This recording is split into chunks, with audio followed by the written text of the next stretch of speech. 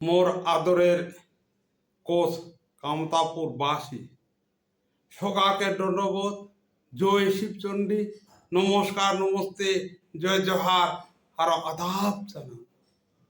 বহিরাগত কলিকাতিয়া সরকার আমার জাতি মাটির সরকার না হয়, এই কলিকাতিয়া সরকার খান অসাংবিধানিকভাবে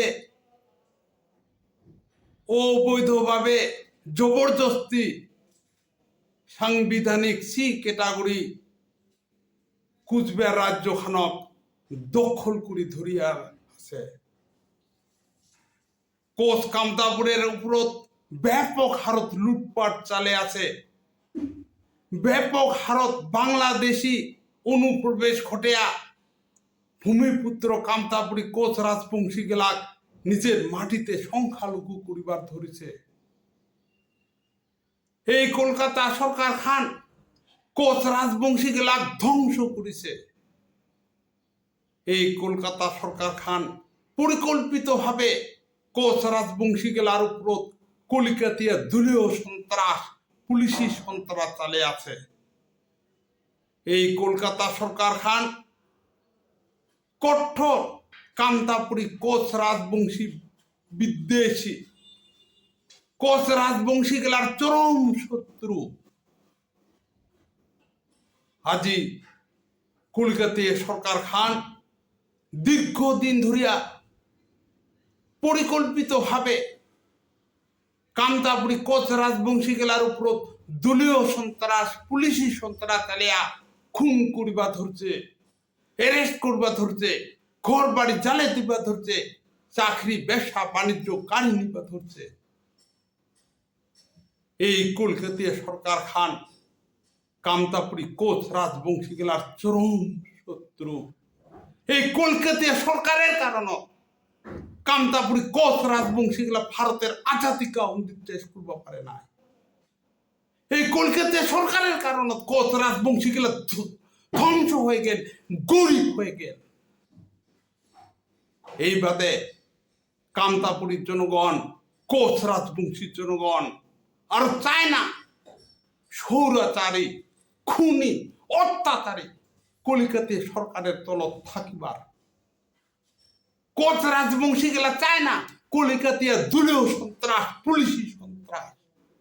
কামতাপুরী কোচ রাজবংশী গেলা আর চায় না কলিকাতার তলব পরাধীন হয়ে থাকিবা।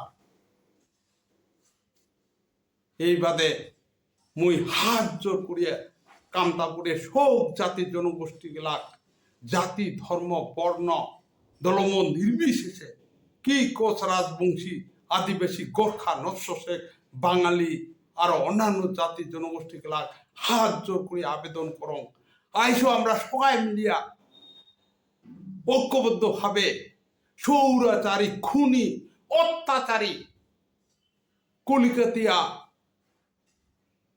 সরকার থাকি আমার সাংবিধানিক সি ক্যাটাগরি গ্রেটার কুচবিহার বা কামতাপুর রাজ্যখানক উদ্ধার করং, আমার ভবিষ্যৎ প্রজন্মক রক্ষা করং, আমার নিজের রাজনৈতিক ভাগ্যখানক আমরা নিজেই নির্ধারণ করং। সেসব পুনরায় সকাকে আরেকবার আন্তরিক দণ্ডবোধ, জয় শিবচণ্ডী, নমস্কার নমস্তে, জয় জহার আর আদাব জানা, জয় আই Kamtapur. Thank you all. Jibon Singh KLO chief, তিনি কখন কখন ভিডিও বার্তা দিচ্ছেন আপনি টাইমিংগুলো দেখবেন যে পঞ্চায়েত নির্বাচনের আগে, লোকসভা নির্বাচনের আগে, ঠিক 8 মাস পরে বিধানসভা নির্বাচন, তার আগে তিনি বক্তব্য দিচ্ছেন। তার আগে তাকে আর বক্তব্য দিতে দেখা যায় না। দ্বিতীয়ত, তিনি কথায় কথায় কোচ রাজবংশী, কামতাপুর মানুষদের ঐক্যবদ্ধ হওয়ার ডাক দেন, যে কলকাতাইয়া রাজ্য সরকারের বিরুদ্ধে বিষোদগার করেন, এখানকার জাতি মাটি ভূমির কথা বলেন। কিন্তু এই সম্প্রতি 2 দিন আগে অসম সরকার উত্তম কুমার ব্রজবাসী, একজন রাজবংশী মানুষকে, তাকে নোটিশ পাঠালো এনআরসির। আমরা তো ভেবেছিলাম, আমি ব্যক্তিগত অন্তপক্ষে ভেবেছিলাম যে কেএলও চিফ জীবন সিং এই ভিডিও বার্তায় সেই কথাটা উল্লেখ করে অসম সরকার, হেমন্ত বিশ্ব শর্মার সরকারকেও বিষোদগার করবেন, কিন্তু সেটা তিনি করলেন না। আসলে তিনি বিজেপির এজেন্টে পরিণত হয়েছেন, বিজেপির আশ্রয়ে রয়েছেন, তাই বিজেপির লিখে দেওয়া স্ক্রিপ্ট তিনি আওড়াচ্ছেন।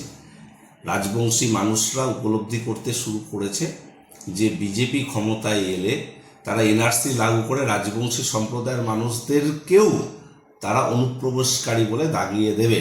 এবং কথায় কথায় আমরা দেখেছি অসমে কীভাবে 19 লক্ষ মানুষ এনআরসি হয়েছে, তার মধ্যে 12 লক্ষ হিন্দু। তো স্বাভাবিকভাবে প্রশ্ন উঠেছে যে রাজবংশীরাও এক্ষেত্রে ছাড় পাবে না এই এনআরসি থেকে। তাই উত্তম কুমার রাজবংশী ব্রজবাসী আমাদের কাছে জ্বলন্ত উদাহরণ।